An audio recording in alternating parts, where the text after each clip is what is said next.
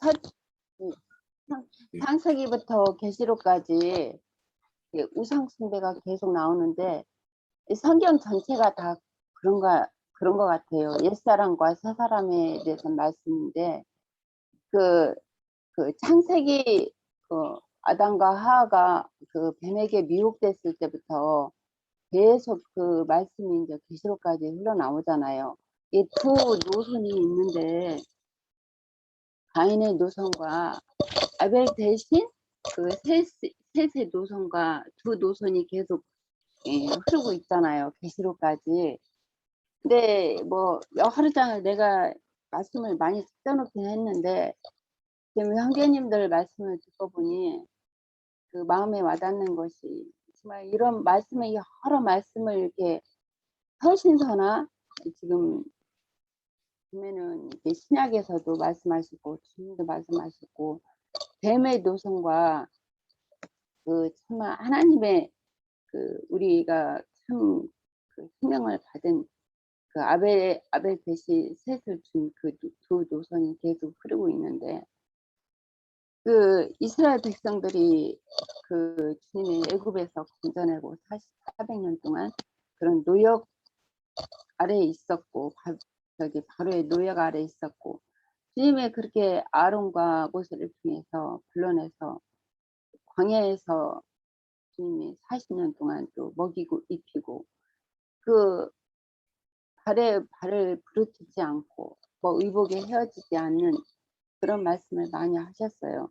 근데 사도행전 7장에 보면은 스데반이 순교를 당할 때에 하신 말씀이 있거든요. 내가 몇 절만 볼게요. 41절에 보면은 하나님이 외면하사 그들을 그 하늘의 군대 섬기는 일에 버려두셨으니 이는 선지자의 책에 기록된 바 이스라엘 집이여 너희가 광야에서 40년 동안 희생과 제물을 내게 드린 일이 있었느냐 몰록의 장막과 신레판의 별을 받들었으며 이것들은 너희가 절하고자 하여 모든 형상이로다 내가 너희 바벨론 밖으로 옮기리라 함과 같으니라 광야에서 우리 조상들에게 증거의 장막이 있었으니 이것은 모세가 말씀하신 이가 명하사 그가 본 식양대로 만들게 하신 것이라 우리 조상들이 이것을 받아 하나님이 그들 앞에서 쫓아내신 이방들의 땅을 점령할 때에 여호수아와 함께 가지고 들어가서 다윗 때까지 이르렀느니라. 다윗이 하나님 앞에서 은혜를 받아 야곱의 집을 위하여 하나님의 처소를 준비하게 하여 달라 하였더니 솔로몬이 그를 위하여 집을 지었느니라. 그러나 지극히 높으신 이는 손으로 지은 곳에 계시지 아니하시나니 선지자가 말한 바 주께서 이르시되 하늘은 나의 보좌요 땅은 나의 발등상이니 너희가 나를 위하여 무슨 집을 짓겠으며 나의 안식할 처소가 어디냐 이 모든 것이 다 내 손으로 지은 것이 아니냐 함과 같으니라. 목이 곱고 마음에 귀에 할례를 받지 못한 사람들아 너희도 너희 조상들과 같이 항상 성령을 거스리는도다. 여기 말씀하셨고 베드로 고린도 전서에 보면 바울 사도가 또 이 말씀을 하셨어요. 고린도 전서 10장 10절부터 몇 절만 볼게요. 그들 가운데 어떤 사람들과 같이 너희는 우상 숭배하는 자가 되지 말라. 기록된 바 백성이 앉아서 먹고 마시며 일어나서 뛰는다 함과 같으니라. 그들 중에 어떤 사람들이 음행하다가 하루에 23,000명이 죽었나니 우리는 그들과 같이 음행하지 말자. 그들 가운데 어떤 사람들이 주를 시험하다가 뱀에게 멸망을 받았나니 우리는 그들과 같이 시험하지 말자. 그들 가운데 어떤 사람들이 원망하다가 멸망시키는 자에게 멸망하였나니 우리는 그들과 같이 원망하지 말자. 그들이 일어난 일이 우리의 본보기가 되고 또한 말세를 만난 우리에게 깨우치기 위하여 기록되었느니라. 그런즉 선줄로 생각하는 자는 넘어질까 조심하라. 사람이 감당할 시험 밖에는 너희가 당할 것이 없나니 오직 하나님을 믿으사 너희가 감당하지 못할 시험을 당함을 허락지 아니하시고 시험 당할 즈음에 피할 길을 내사 너희로 능히 감당하게 하시느니라. 이렇게 이 말씀을 계시록까지 다 서신서들의 말씀이 그 이스라엘 백성들이 타락한 것이 지금 우리 믿음 생활하는 우리에게 거울이 됐고 이게 본보기가 되었다고 했어요.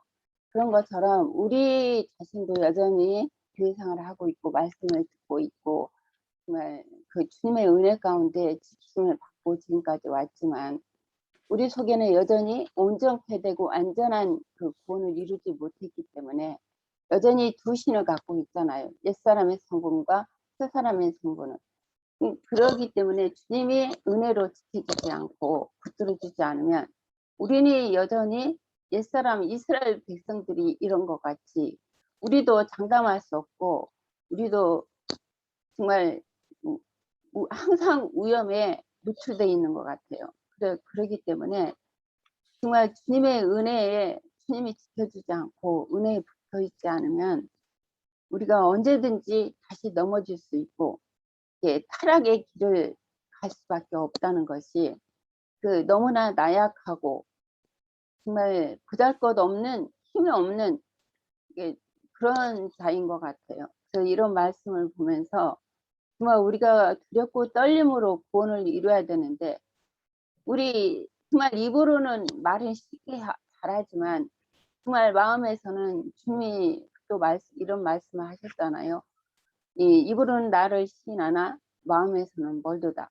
그런 말씀처럼 정말 우리가 주님이 끝까지 정말 우리 목숨이 끝나는 날까지 주님 안에서 지키심을 받을 수 있도록 정말 주님 앞에 간구하고 기도하고 정말 깨어 근신하지 않으면 여전히 우리는 이스라엘 백성이 타락의 길을 간 것처럼 우리도 그런 길을 갈 수밖에 없다는 것을 정말 진심이 깨달았어요. 여기까지 할게요. 네. 또 이어주실 분 계신가요?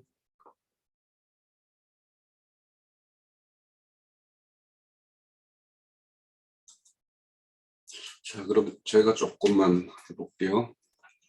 저는 이미 그 교회 카페에다가 자료를 올려서 잠깐만요. 충분히 올려서 혹시 뭐 보신 분은 뭐 제가 내용은 드릴 내용은 뭐 대략 짐작을 할 텐데 우선 그 하나님이 사람을 지을 때 그 하나님의 호흡을 불어넣어서 이제 지었죠.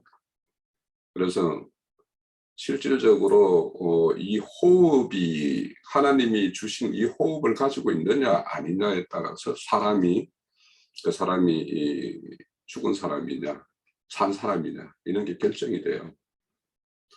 그런데 그 첫사람 아담은 뱀의 미혹에 의해서 하나님의 호흡을 잃어버렸죠. 그러면 뱀이 미혹한 이유가 있을 거 아니에요. 그 하나님의 호흡이 떠난 자리에 자신의 호흡을 넣기 위해서 뱀은 미혹을 했을 거란 말이에요. 그러면 뱀의 어떤 호흡이 들어온 사람에게는 일어나는 일들이 어떤 거냐.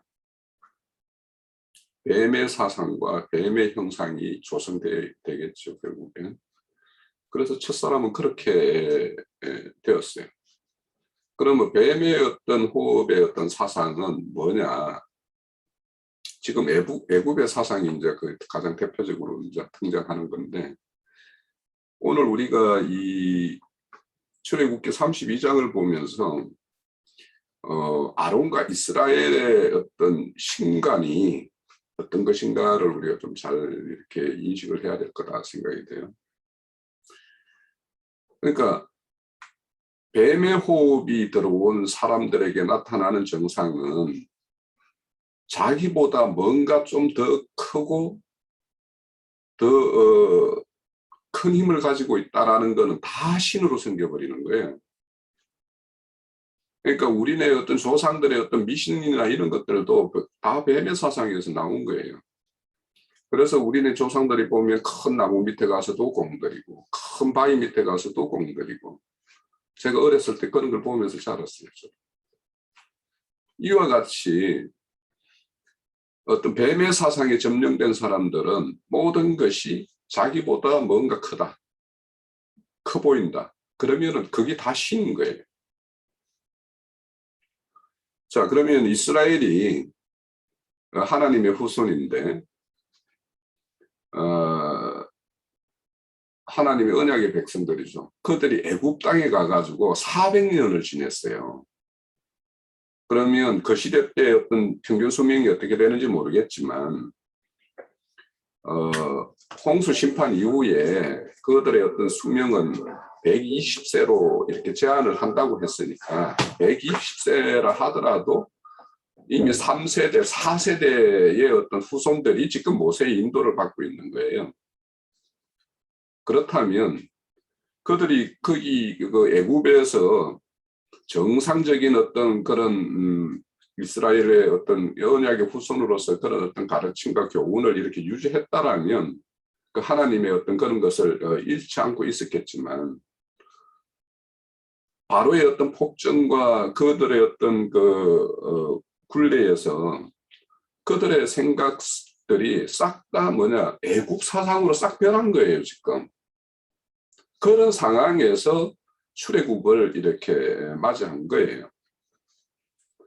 그러면 지금 그 애굽에는 그 함의 후손들이 이렇게 점령하고 있는 그 어떤 세상 세계인데, 그들에 의해서 조성된 그들의 어떤 이스라엘의 신가는 다 신주의예요. 지금. 그러니까 애굽 사람과 하나도 다를 바 없는 사람들이 하나님이 그냥 이렇게 불러들인 거예요.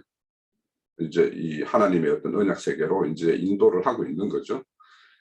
그거는 어째 보면 우리도 매 마찬가지예요. 우리가 교회에 하나님의 부름을 받아고 교회에 들어왔다고 할 때 그때 우리의 모습은 세상 사람이지 그게 하나님의 모습은 아니잖아요. 똑같은 거예요, 지금. 자, 그러면 왜 하나님이 그 앞서서 지금 출애굽기 20장에서 그 십계명을 주면서 앞에 그 우상과 관련된 내용을 이렇게 쭉 이야기하고 있었을까? 지금 제2계명에 지금 걸린 게 금송아지잖아요, 지금. 네? 형상을 만든 거. 나 외에는 다른 신을 섬기지 말으라고 한 거 1계명과 2계명이 지금 딱 걸려 있는 거예요, 지금. 그러면 왜 이런 어떤 거에 이런 1계명과 2계명이 우리 10계명을 줬을 때 제일 전면에 있었을까? 이스라엘에게 주는 어떤 계명인데도 불구하고. 하나님은 너무도 이스라엘의 실상을 잘 알고 있는 거예요. 그들은 지금 우상숭배 사상에 다 온전히 젖어 있고, 그들이 나를 조금만 어떻게 떠나면 바로 뭔가 이 피조물의 어떤 형상으로 신을 만들어서 섬길 것이라는 걸 알기 때문에 그걸 줬지. 그거 뭐 잘할 것 같으면 왜 그걸 줬겠어? 그처럼 이제 하나님은 그들의 어떤 실상을 알고, 그래서 지금 뭐냐면 하나님이 이스라엘의 어떤 후손들의 어떤 모습을 어떻게 평가하냐 하면 부패하다라고 이야기를 해요. 이 부패하다라는 거는 한마디로 말하면 우리 음식이 뚜껑이 열리면은 이제 부패하죠. 뭔가 음식물이나 뭔가 이런 것들도 이와 마찬가지로 다른 것들이 어떻게 개입될 어떤 여지가 생기거나 원래 어떤 유지되어야 될 것들이 유지되지 않는 상태에 이렇게 노출되어 있으면 부패한 거예요. 부패할 수밖에 없어요. 그래서 이 이스라엘 백성들의 어떤 그들이 하나님의 호흡이 있을 때에는 그 어떤 이스라엘 백성으로서의 어떤 정체성을 유지하지만 하나님의 호흡을 잃어버린 상태는 시간이 가면 갈수록 부패할 수밖에 없는 거예요. 그래서 400년이라는 세월은 어찌 보면 이스라엘을 폭삭 푸는 기간일 수도 있어요. 그래서 가장 밑에서부터 끌어올리는 하나님의 자녀로서 이렇게 양육해가고 성장해가는 이 모습을 우리에게 보여주는 어떤 그런 가정일 수도 있어요. 지금 이게. 자, 그러면은 이제 이들이 눈에 보이는 신을 이렇게, 그러니까 눈에 안 보이는 하나님은 인식이 잘 안 되는 거예요. 금방 잊어버리는 거예요.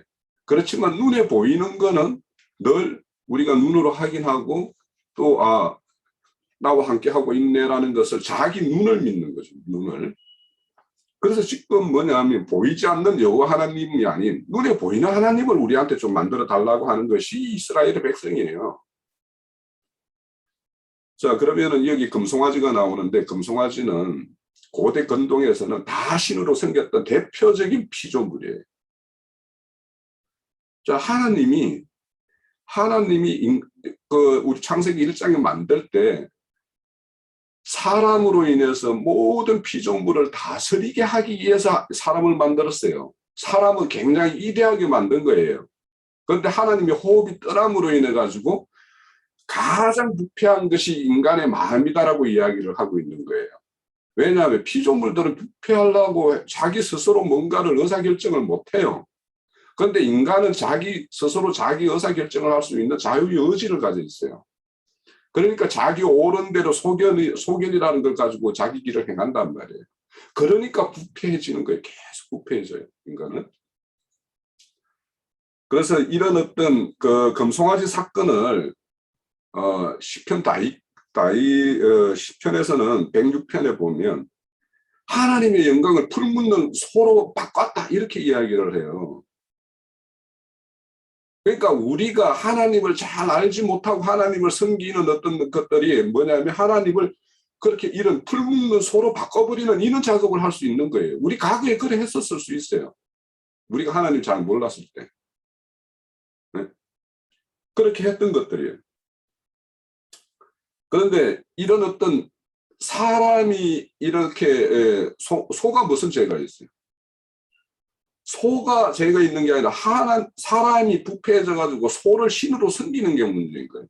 소가 신이 돼달라고 부탁한 적 없어요. 그래서 우리 로마서 8장에 보면 피조물들이 하나님의 아들들이 나타나는 것을 코대한대요. 지금의 자기 앞에서 얼쩡거리는 이게 뭐냐면 하나님의 아들이 아니고 짐승과 같은 사람들이 왔다 갔다 하는 것으로 보이기 때문에 그들은 허무한 것에 복종할 수밖에 없는데 그들은 모든 피조물들은 하나님의 영광을 위해서 이 땅에 나왔고 그 영광을 사람을 통해서 그 영광이 올려지는 것인데 그게 뭐냐?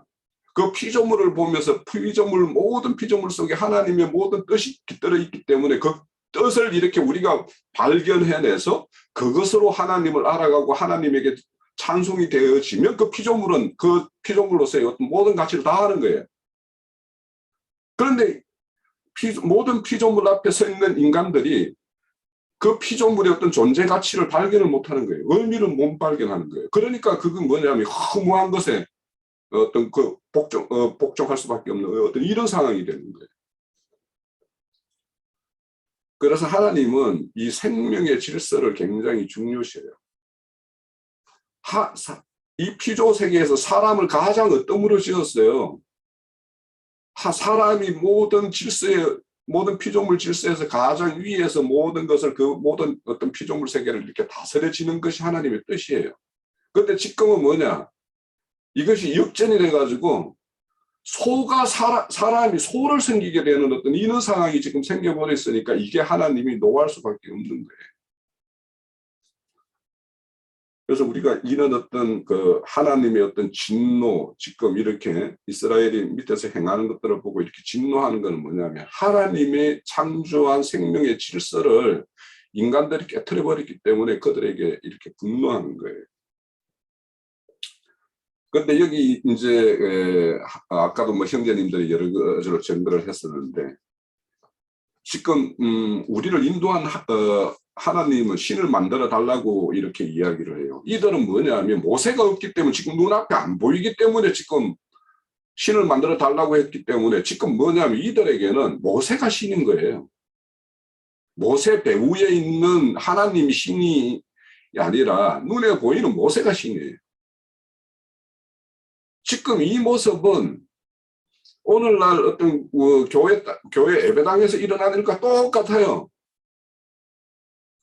교회의 주인은 우리 주님이라고 말은 하지만 실상은 목사가 그 어떤 자리를 다 차지하고 목사를 따르는 어떤 그런 형태의 어떤 종교 행습은 과거에 우리가 건너왔던 그런 데에서 다 일어나고 있는 거잖아요.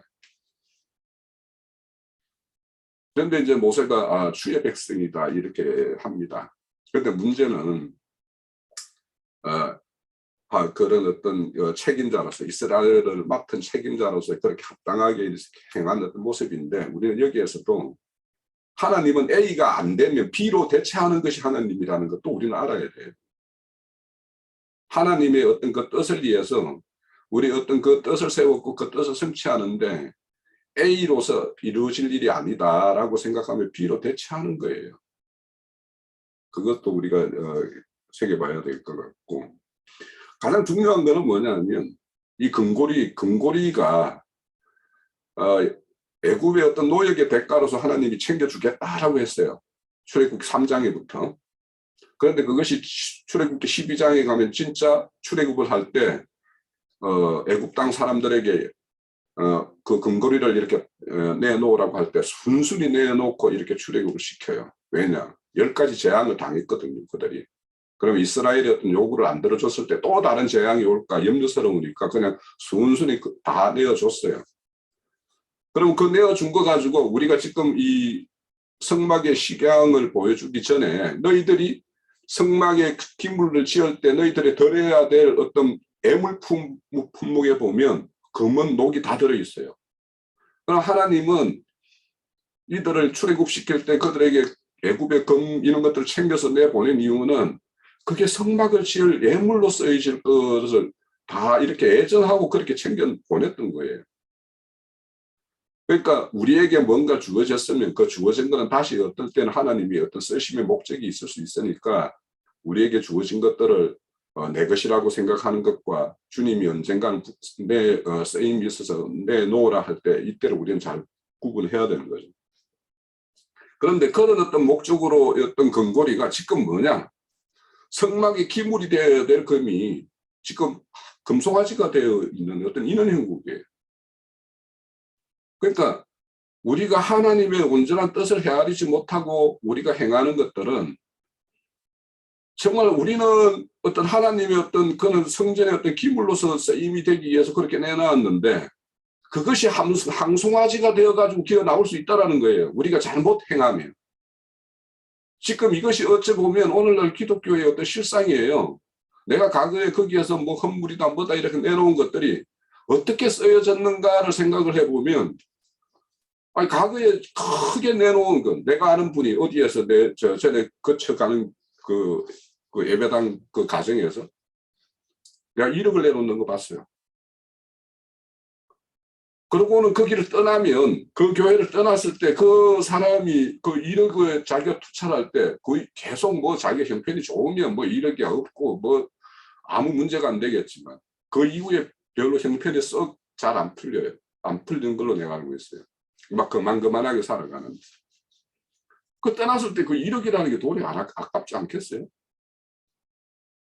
모르겠어요. 그분도 내가 하나님께 드린 것이 뭐 이렇게 하고 스스로 위안을 삼는지 모르겠지만 만약에 지금 우리가 돌이켜서 그 시대 때 내가 행했던 것이 이거 금송아지 짓는 일을 내가 했네. 거기에다 내 쓰임이 되었네 하면 돈도 아까울 뿐더러 정말 크게 반성해야 될 일이잖아요. 그럴 수 있다라는 거예요. 지금 그런 현상이 지금 벌어지고 있는 거예요, 지금.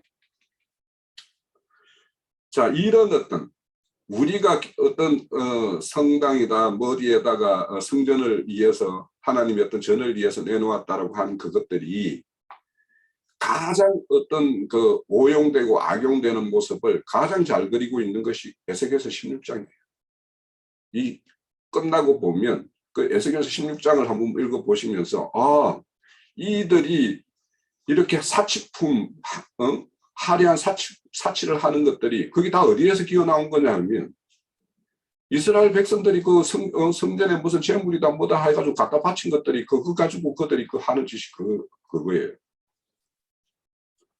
자, 그래서 우리가 하나님을 알지 못하고 잘못 알면서 행하면 이것이 오히려 하나님에게 대적하는 일이 된다라는 것을 우리는 오늘 이제 이 말씀에서 우리가 챙겨볼 수가 있을 것 같고, 결국에는 아론과 이스라엘의 어떤 정신세계가 애굽에서 조성된 정신세계가 그대로 투영되어서 나온 것이 금송아지고, 자, 이런 금송아지는 오늘날로 보면 이게 불에다 툭 던졌는데 금송아지가 나왔다라고 그러잖아요. 저는 이 말이 믿어져요. 왜 그러냐? 오늘날 금송아지가 그렇게 툭 튀어나오거든요. 뭔가 땅틀에서 찍어내듯이 이렇게 나와요. 저는 계시록 9장에 보면 무저경이 열렸을 때 거기에 항축대가 이렇게 기어나오는 것을 보여요. 근데 그 항축대가 나올 때 보면 땅에서 행하는 정갈의 건세를 가지고 나온다 이렇게 이야기해요. 그래서 그 항축대가 2만만의 어떤 군대를, 하나님의 대적하는 군대를 이루거든요. 그럼 오늘날 이 시대에는 그 무지경이 어디일까? 신학교네. 신학교에서 그냥 때만 되면 1년마다 몇백 명, 몇천 명이 지금 쏟아져 나오잖아요. 이 우리나라만이 아니라 전 세계적으로 신학교라는 어떤 울타리 안에서 때만 되면은 막 배출해요. 나와요. 그들이 나와서 건세를 가지고 나오죠. 우리 흔히 안수권, 축복권, 설교권이라고 그러네. 이게 세 가지인지 다 그 정갈의 건세를 가지고 나와요. 그거에 이렇게 뭔가 도전하면 그냥 쏴버리잖아요. 이처럼 오늘날도 이런 어떤 금송아지가 이렇게 실질적으로 이렇게 드러나고 있는 어떤 그런 형국이다. 근데 여기 아론이 이제 임의로 여호와의 절일이다 이렇게 해가지고 선언하고 이렇게 자신의 어떤 방법대로 번제와 화목제를 드리고 그 앞에서 응복을 하죠. 나누어 먹고 춤추고 이렇게 합니다. 근데 이제 우리가 이런 어떤 제사라는 거, 이제 내일부터 우리 형제님을 통해서 이제 레이기 이제 말씀을 듣는데, 제사라는 어떤 기본 정신을 한번 이렇게 생각을 해보면, 이들은 지금 뭐냐면 레이기에서 이제 제사법에 대해서 선포되기 전에 이제 제사를 지내고 있는 거예요. 그 제사는 아담에서부터 결국에는 그 가인과 아벨이 뭔가 하나님께 제사를 드렸다잖아요. 그러면 제사라는 것은 어떤 레이기에서 어떤 절차, 형식, 내용물 이런 것들이 있기 전부터 제사가 있어요. 그러면 제사라는 어떤 기본 정신이 더 구체적으로 그림이 그려진 게 레이기라면, 그러면 그 제사 드리는 어떤 기본 정신이 뭐일까라는 거에 대해서 우리가 좀 생각을 해볼 필요가 있다는 생각이 들어요. 자, 그러면 가인의 제사는 안 받았고 우리 아벨의 제사는 받았다라고 우리는 다 알고 있어요. 그럼 아벨의 제사는 왜 받았고 뭐 때문에 하나님이 연락을 했는가, 이런 어떤 그런 제사의 어떤 기본 정신을 생각을 해볼 때, 저는 우리 호세아서에 우리 너무도 잘 아는 말씀이 있죠. 나는 인애를 구하고 제사를 좋아하지 않고 나는 너희들의 제사보다 너희들의 어떤 나에 대해서 아는 것을 더 원한다, 이렇게 말씀을 하세요. 그런데 그것을 그 마태복음 9장에 가면 9장 12절에서 13절을 한번 시간 나시면 한번 펴보십시오. 마태복음 9장에서 9장 12절에서 13절에 보면 이 호세아서의 어떤 말씀을 인용해 가지고 예수님이 제자들에게 말씀을 하신 거예요. 여기 예수께서 들으시고 이르실 때, 건강한 자에게는 의사가 쓸데없고 병든 자에게 쓸데있나니 너희가 가서 내가 긍휼을 원하고 제사를 원하지 아니하노라 하는 뜻이 무엇인지 배우라. 나는 의인을 부르러 온 것이 아니라 죄인을 부르러 왔노라 이렇게 말씀을 해요. 자, 제사 드리는 자의 어떤 기본 정신은 뭐냐면 내가 병든 자라고 인식을 해야 되는 거예요. 내가 치유가 필요한 자라는 인식을 가져야 돼요. 그 정신을 가지고 제사상에 나서지 않으면 이 사람은 기본적으로 제사나 예배자의 어떤 자세가 아니에요. 두 번째는 죄인이라는 거예요. 하나님은 의인을 부르러 온 것이 아니라 죄인을 부르러 왔다라는 거예요. 그러니까 내가 죄를 사면받아야 될 존재라는 어떤 인식을 가지고 제사 자리 앞에 서야 된다는 거예요. 이 두 가지예요. 내가 치유가 필요한 어떤 병든 자라는 것과 내가 죄인이어서 난 탕감받아야 되는 어떤 그런 존재라는 이 인식을 가지고 제사 앞에 서야지 제사 제물을 좋은 거 드리고 우리 그 과거에 우리 그 집안에서 제사 지내는 거 보면 제사상을 쁘직하게 차려놓으면 뿌듯해해요. 네? 그러고는 뭐 어떻게 형편이 어떻게 해서 뭐 좀 이렇게 초라하게 차려놓으면 뭐 되게 면목없어하면서 막 이래요. 근데 우리의 어떤 제사도 똑같을 수 있어요. 예배하러 갈 때 뭔가 교회에 가서 두툼한 봉투를 가지고 가면 좀 뭐 내가 뭐 하나님께 드림이 됐으니까 떳떳하고 또 뭐 그렇지 않으면 뭐 그 주머니에 뭐 손 넣기가 막 이렇게 부끄러워서 막 움켜쥐고 막 이렇게 푹 집어넣어 가지고 이렇게 하는 어떤 그런 형태. 그러니까 우리가 제사의 기본 정신은 이거라는 거예요.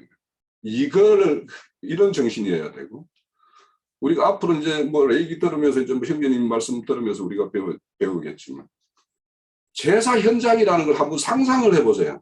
소 잡는 거 한번 봤어요? 저는 시골에서 소 잡는 걸 봤어요. 돼지 잡는 걸 흔히 보는 거고. 그 현장에 어떤 치열하고 죽고 사는 거에 어떤 그 큰 덩치 큰 소가 죽지 않으려고 나불대고 뭔가 몸부림치고 깨깨거리고 하는 그 현장을 한번 상상을 해보라고. 소를 들였네, 염소를 들였네, 양을 들였네 이것만 생각하지 마시고 그 현장에 그 목을 딸 때 피 튀기는 거, 막 깨깨거리는 거, 발부둥 치는 거 이런 걸 상상을 하면서 이 제사라는 게 어떤 건지 우리가 그 현장에다가 우리는 직접적으로 하나님의 말씀을 다 체험할 수는 없을 수 있어요. 성경 기록에 있는 것을. 거기에는 뭐냐면 수많은 사람의 어떤 구원의 내용을 기록하고 있는데 우리가 수많은 사람의 인생을 다 살 거 아니잖아요. 그러면 우리가 성경 말씀을 그 현장에 내 자신을 거기에 투영시켜서 내가 그 현장을 직접 눈으로 목도하는 어떤 그 현장감을 자신 스스로가 이 성경 기록 현장에도 다 자신을 세워봐야 되는 거예요. 그래야지 이 제사라는 이 끔찍한 그 죽지 않으려고 하는 그 끔찍한 몸부림 이런 거 보면서 우리가 내 죄나 뭐나 이런 것들도 우리가 좀 실감을 할 수 있지 않을까.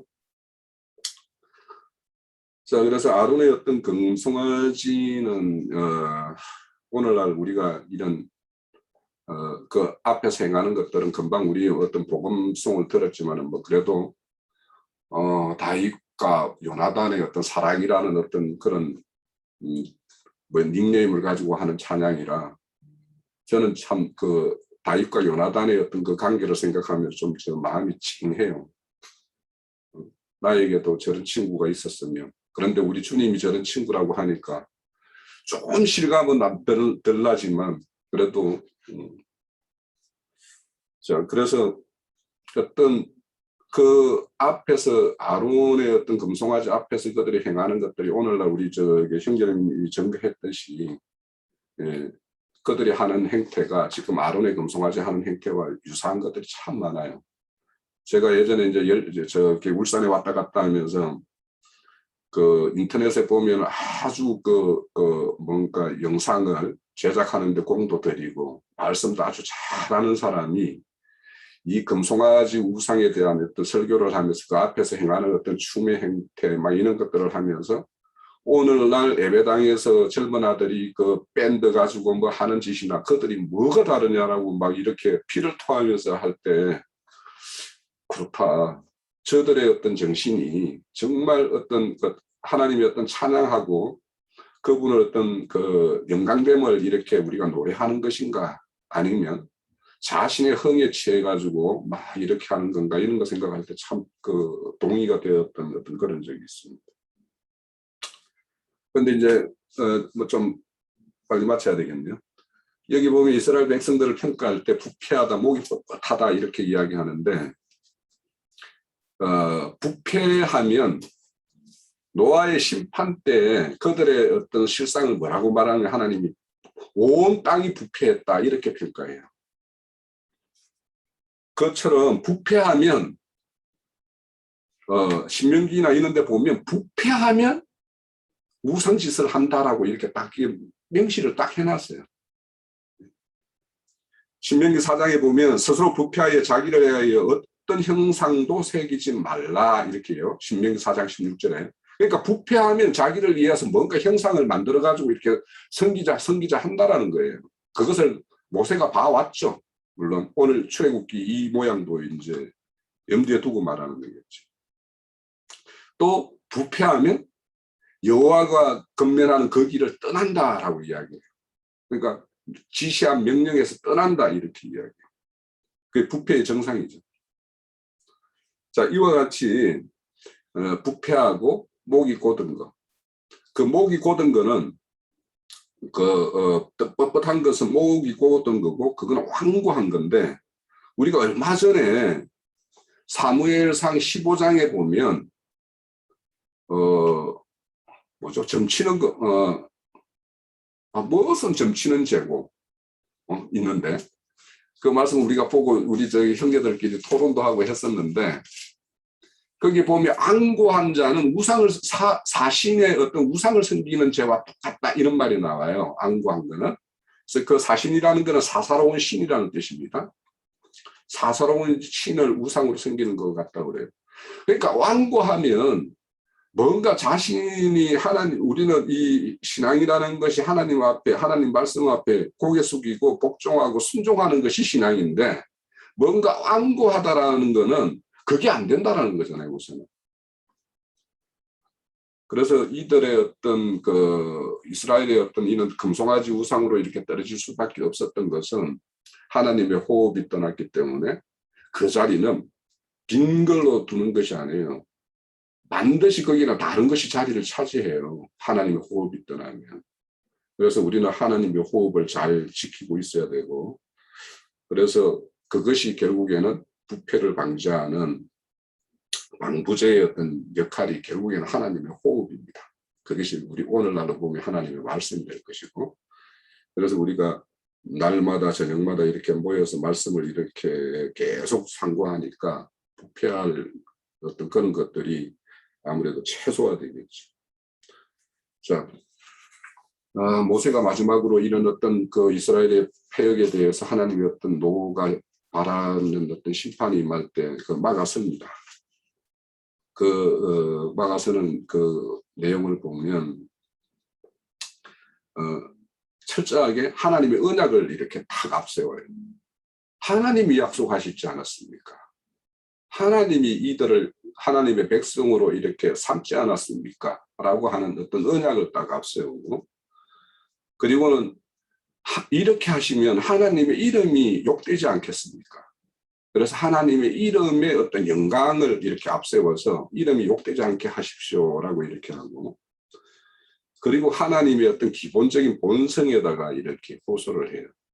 하나님은 노하기보다는 자비와 긍휼이 훨씬 하나님의 노를 이렇게 응두를 만큼 자비와 긍휼이 훨씬 크신 분이라는 것을 알고 거기에 이렇게 호소하는 모습을 보입니다.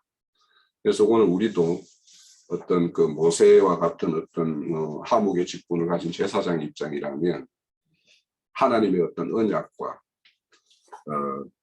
그분의 어떤 이름을 영광되게 하고 또 그분의 어떤 그 기본적인 어떤 가지고 있는 어떤 속성들의 기초에서 우리는 하나님께 구할 것 구하고 간구할 것 간구하는 그런 어떤 제사장의 어떤 중간 자리를 잘 이렇게 역할을 해야 될 거라고 믿습니다.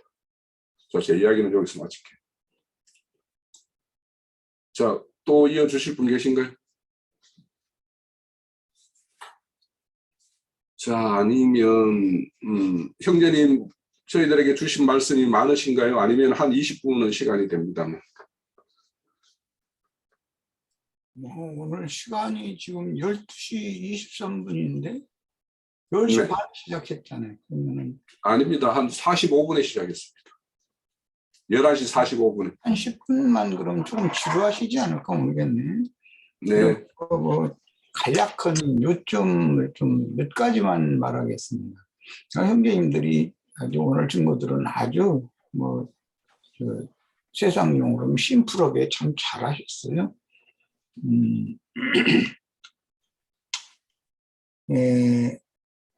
제사장이라는 것은 하나님과 거룩한 하나님과 속된 죄인들 사이를 이렇게 화목하도록 중재를 하는 역할을 하는 사람을 제사장이라고 그러죠.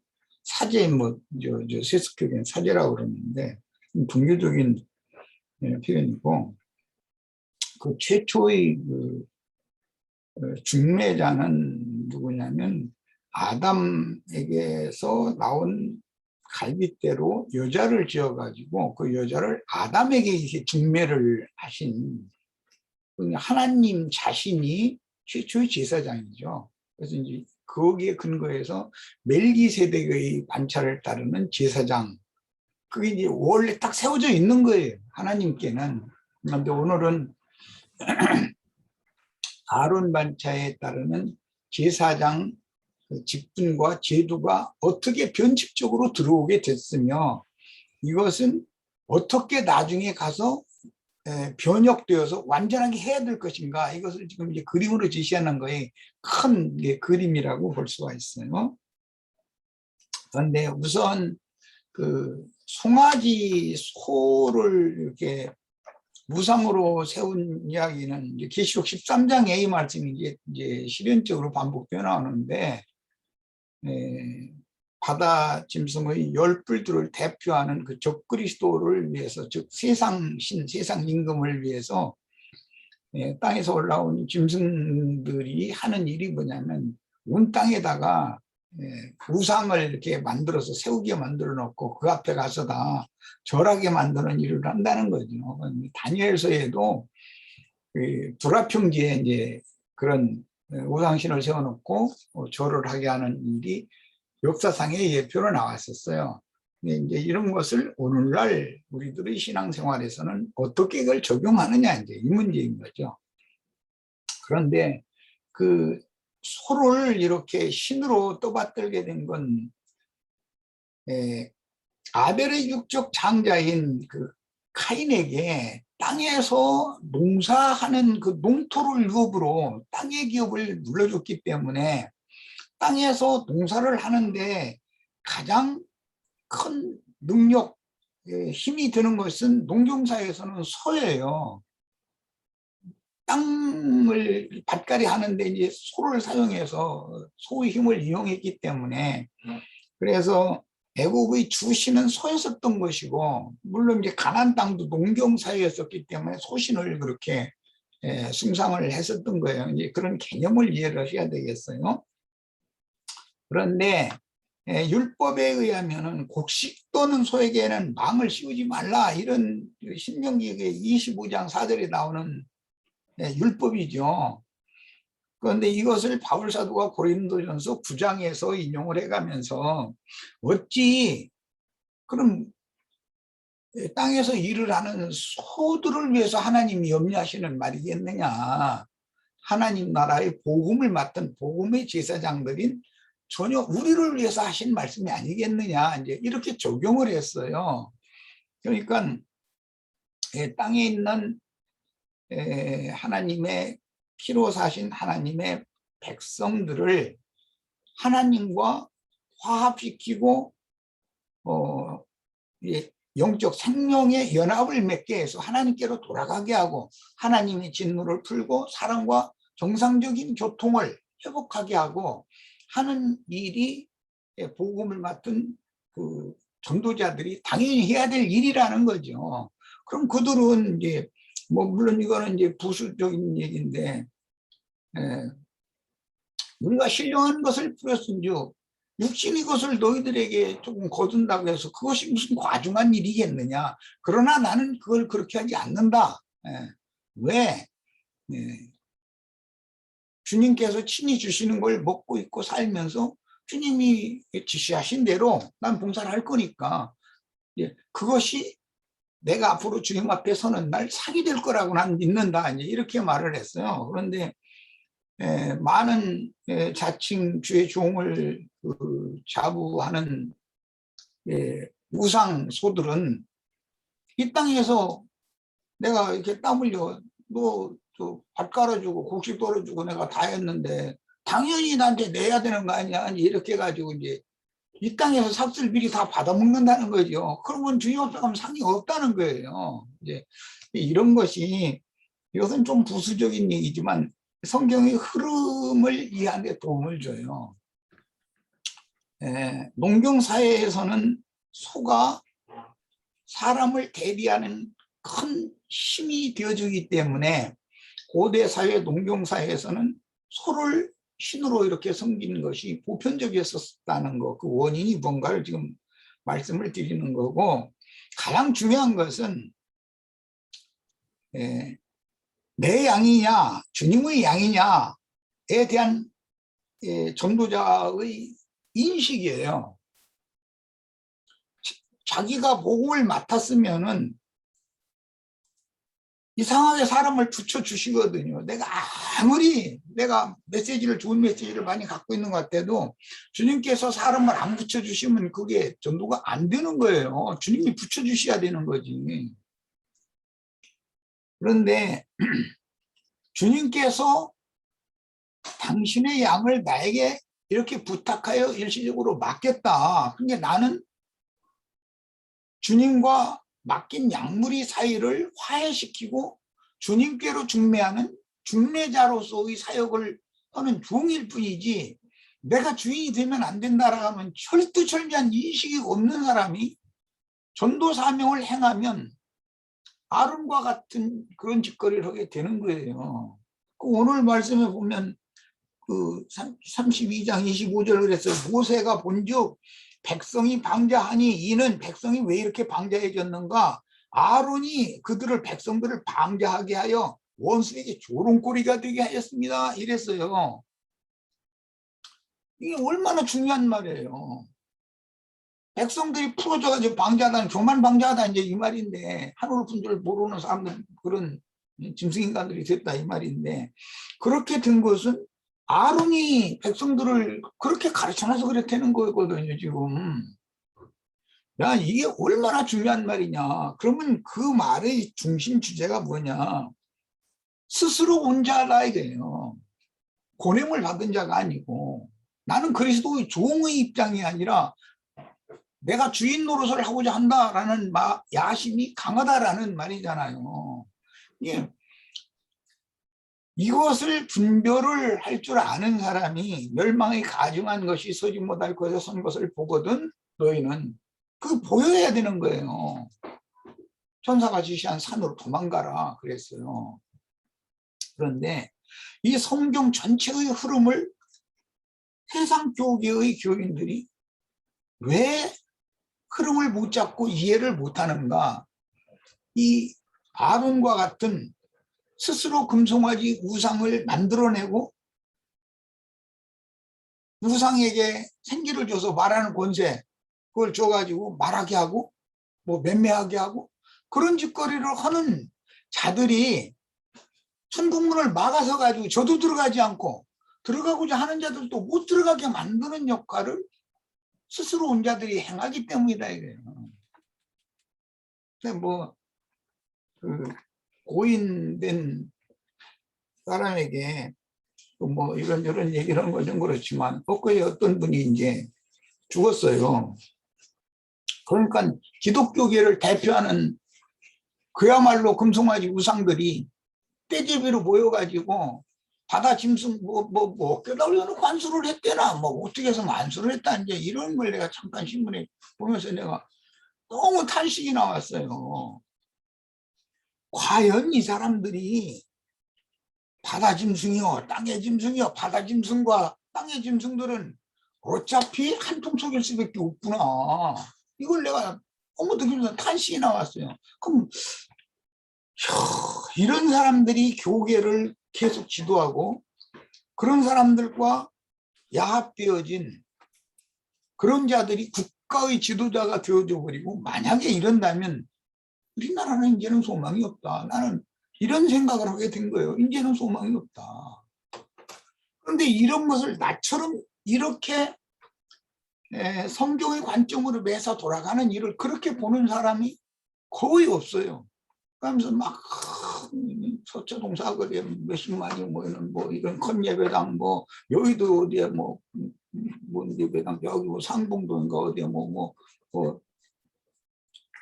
몇십만이 모이는 무슨 예배당 수원에서 무슨 헌예배당 목회하는 사람 막 이런 사람들 그분들이 얼마나 훌륭한 분들인데 그분들을 그렇게 말이요 좋지 않게 폄하하는 말을 하느냐 이렇게 생각을 하는 사람들이 세상 사람이나 기독교인의 99%도 넘어요.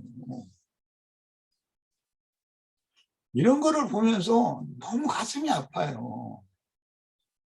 물론 그런 악인들이 득세를 하게 하시는 것도 하나님의 계획과 하나님의 뜻이 있어서 그렇게 하시는 거예요. 무엇이든지 하나님 허락하심이 없으면 이루어지지 않는 거니까.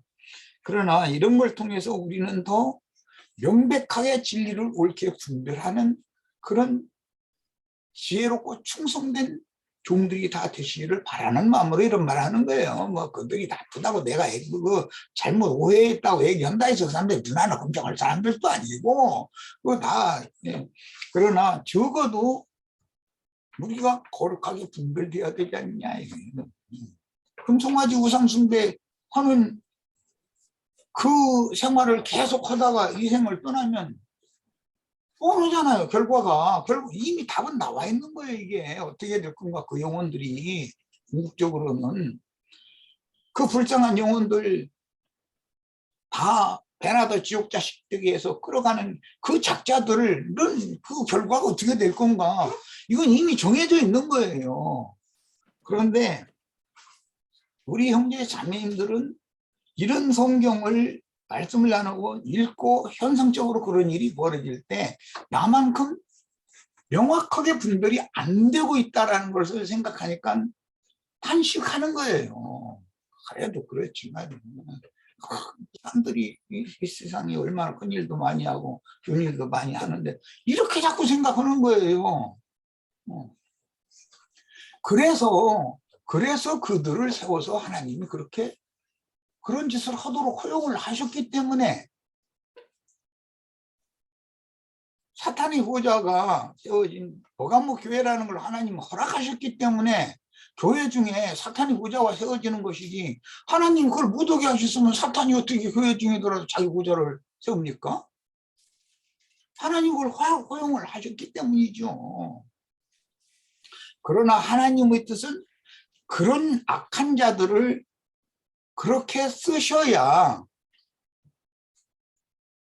정말로 지성물, 성물 중에서도 또 골라낸 11조 중은 11조예요.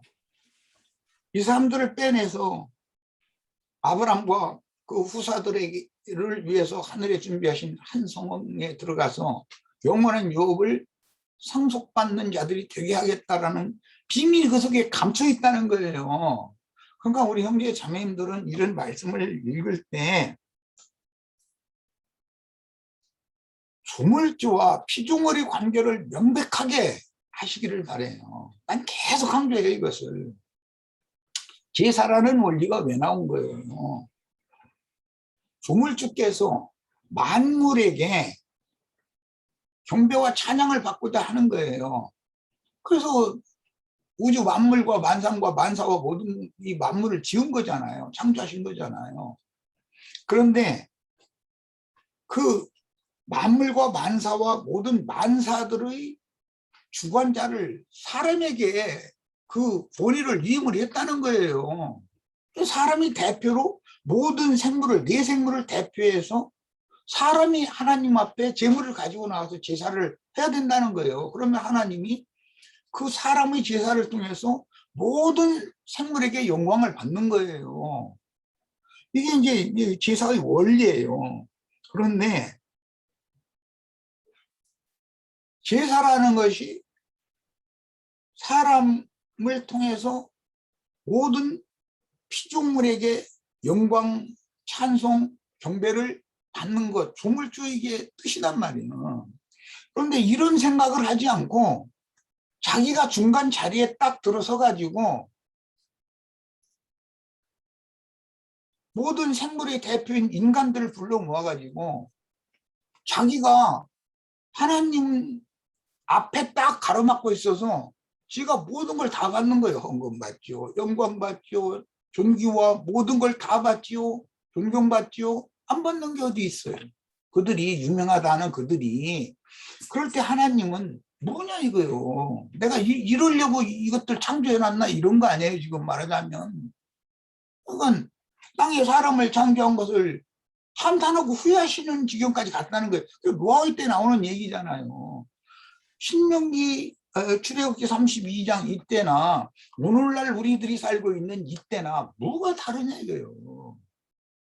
하나님께서 땅에 모든 창조물을 창조해 놓으시고 창조물이 대표로 사람을 머리로 세워주시고 그 사람을 통해서 경배와 찬양을 받을 때 하나님이 창조의 목적이 이루어지는 건데, 아니 중간에 인간이 지가 많은 사람들 모아가지고 예배는 사실은 하늘에 계신 하나님께 예배한다고 그러지만 사실은 지가 다 받는 것이거든요. 그럴 때는 하나님은 땅에 사람 지어놓은 것 자체를 탄식할 수밖에 없는 거예요.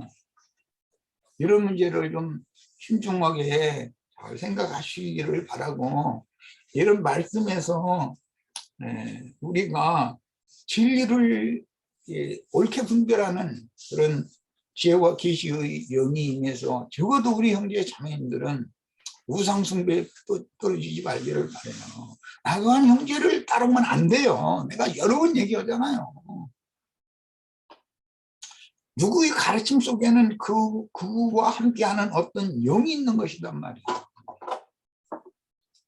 그 영의 인도를 따라야 돼요. 그냥 여기까지 해서 마치겠습니다.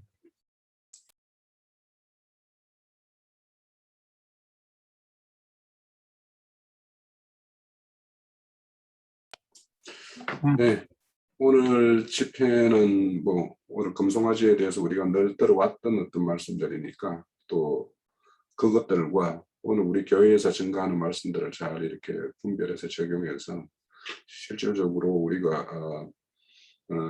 교계의 어떤 실상들을 보면서 그들에게 우리가 어떤 위치에서 또 어떤 증거로서 그들이 행하는 것들을 이렇게 깨트릴 것인가. 뒤에 가면 이제 다음 주에 보면 금송아지를 다 깨트려서 가루로 만들어서 마시게 하는 이야기가 나와요. 그러니까 그런 데까지 우리가 이제 행해야 될 일들이니까 이제 모세가 행하는 건 우리가 행해야 될 일들이에요. 이게 이제 그 다음부터는. 그래서 다음 주에는 오늘의 어떤 이야기를 거울 삼아서 우리가 어떤 위치에서 어떤 일을 해야 되는지에 대해서 한번 그 말씀을 나누는 시간을 가졌습니다. 오늘 집회는 요거를 마치겠습니다. 수고하셨습니다.